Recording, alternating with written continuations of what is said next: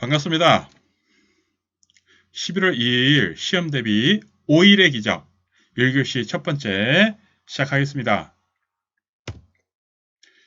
1교시는 제도를 기반으로 해서 요양보호사 제도를 기반해서 노인과 요양보호사의 관계를 나타내는 겁니다. 문제를 통해서 살펴보겠습니다.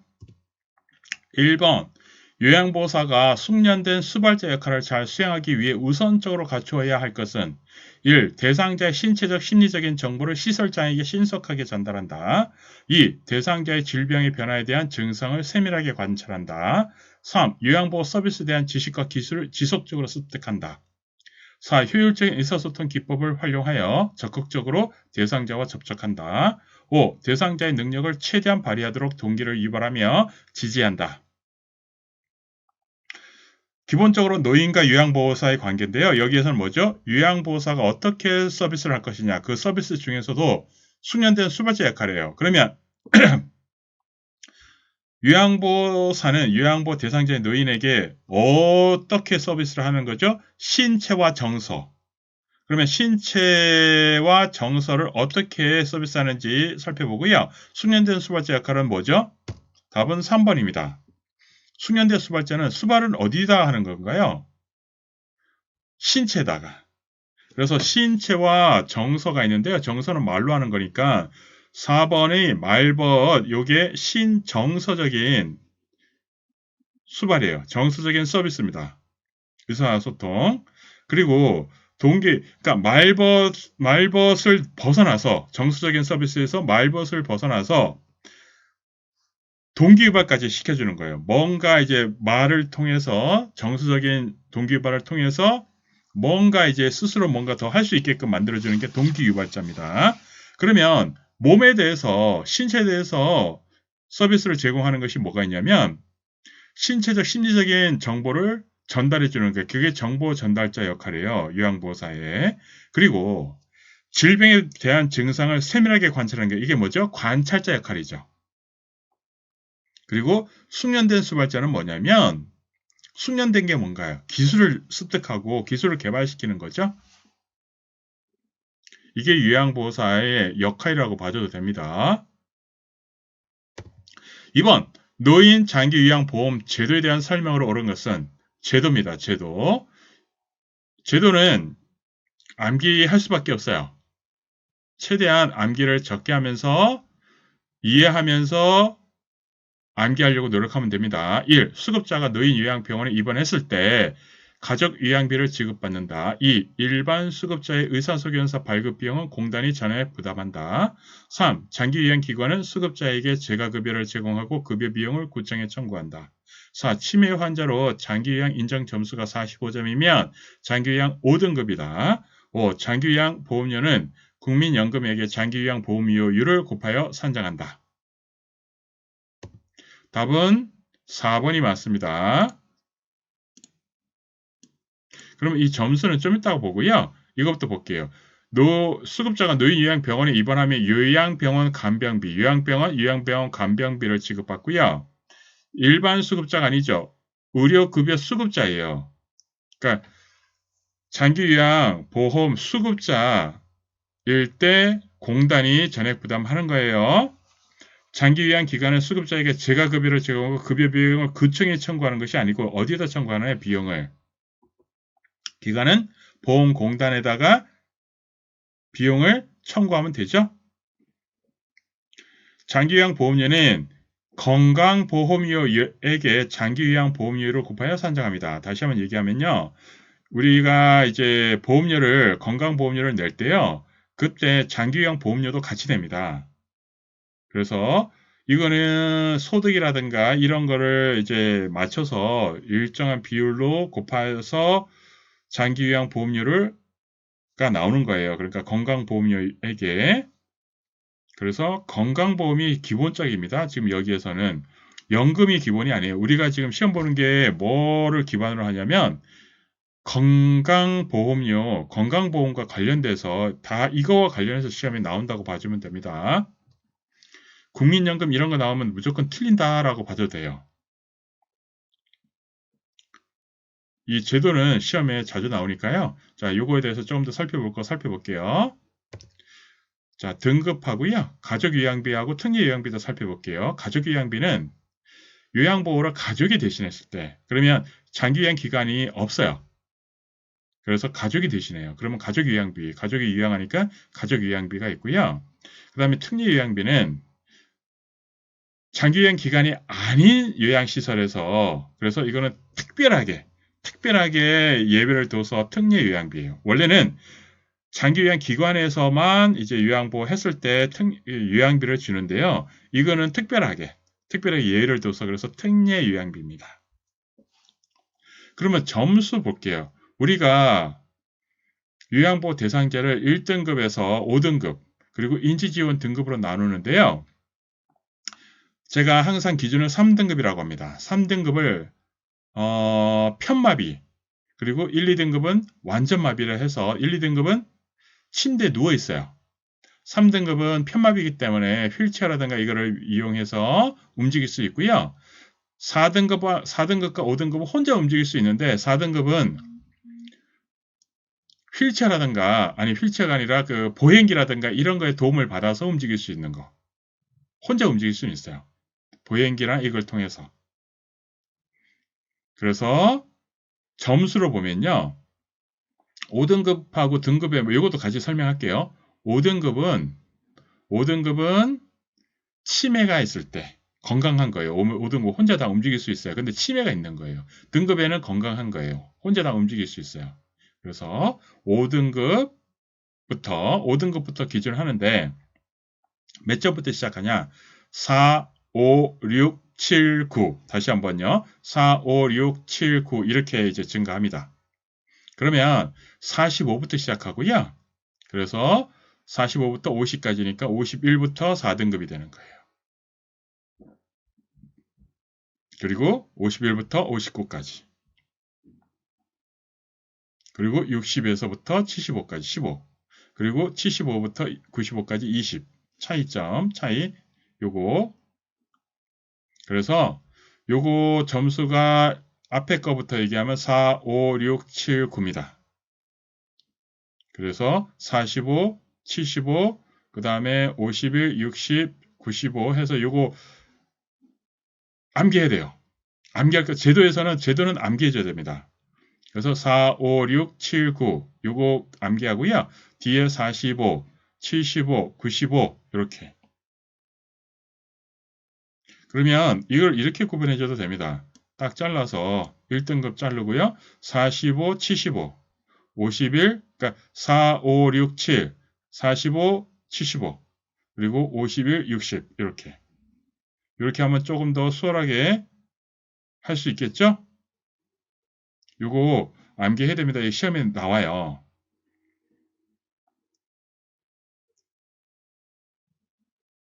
그 다음에 3번 요양보호 서비스 제공 시 요양보호사의 행동으로 올바른 것은 이번에 요양보호사에 대한 얘기죠. 요양보호사는 어떻게 해야 되죠? 규정에 맞게 행동해야 되고요. 서비스를 제공해 줘야 되고 그 다음에 의료 행위를 하면 안 됩니다. 그리고 요양보호 대상자가 어떻게 하도록 요양보호 서비스를 제공해야 되나요?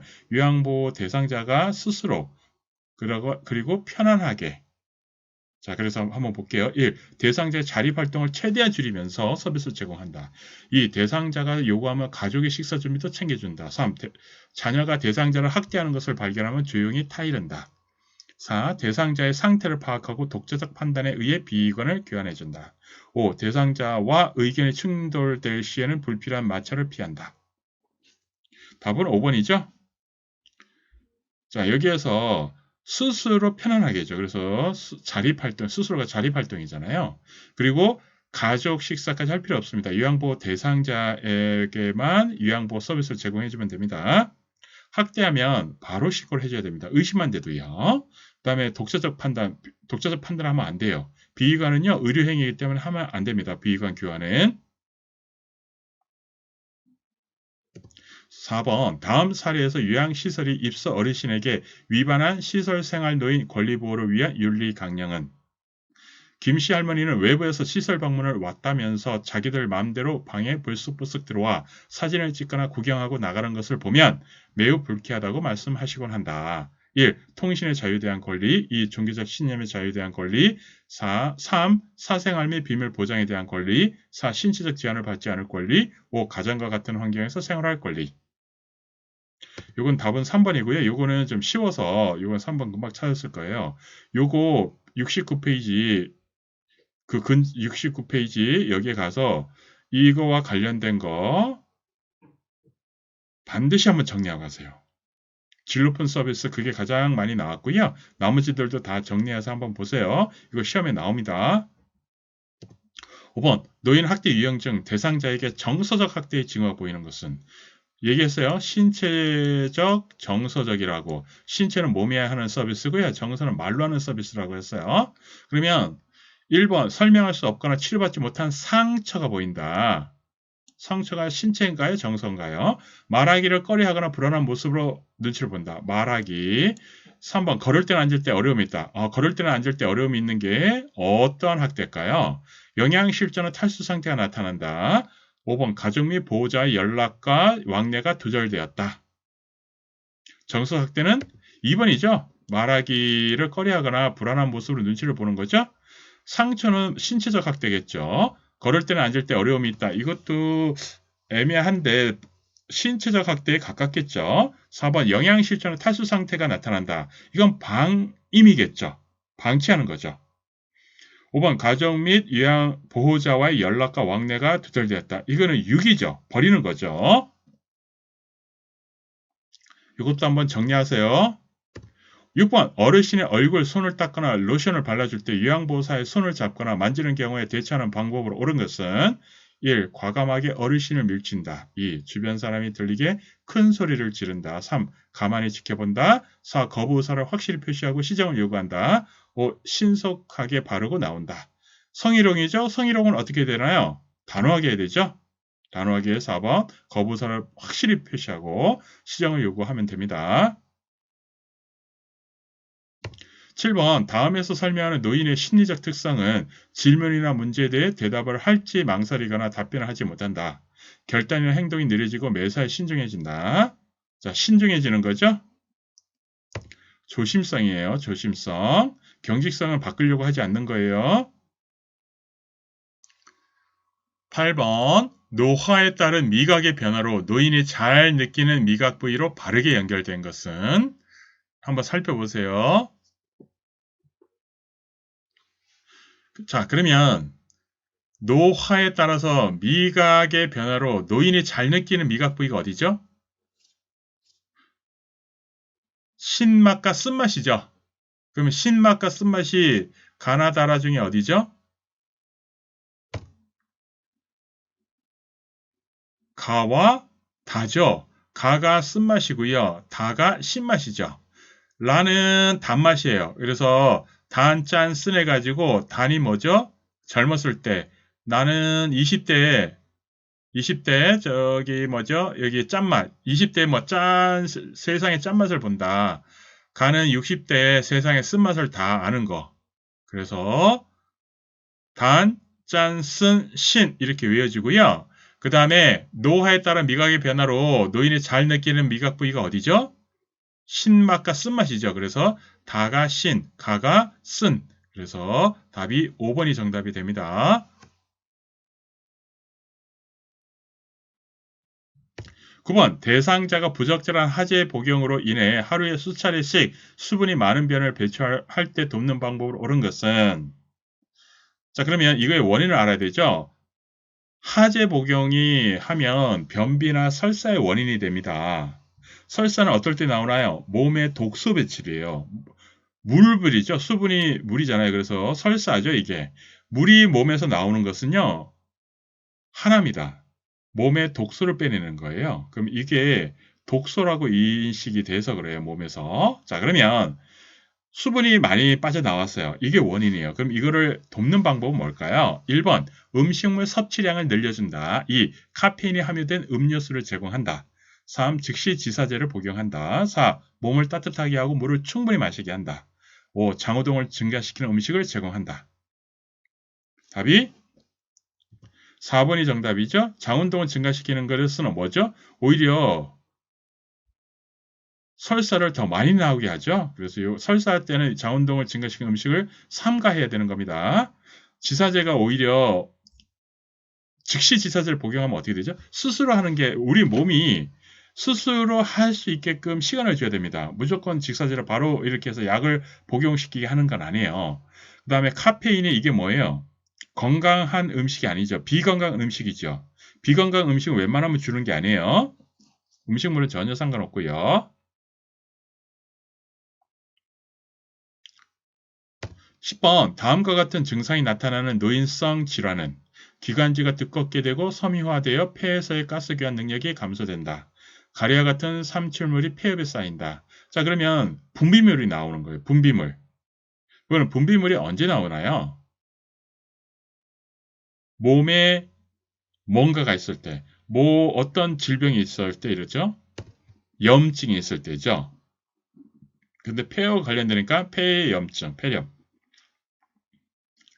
천식은 기도의 염증이에요. 기도. 그래서 천식은 쌕쌕거리는 호흡음.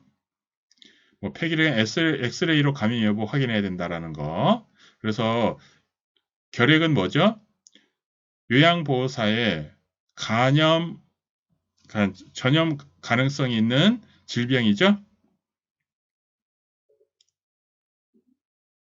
여기 질병과 관련해서도 여러분들 정리 한번 하고 가야 됩니다. 제가 저기 강의한 게 있어요. 그 강의를 참고해서 보면 기출문제로 해가지고 싹 다 정리한 게 있어요. 암기하지 마세요라고 그 강의를 한번 쭉 보면요. 정리가 잘 되어 있습니다. 여러분들 합격하세요. 합격합니다.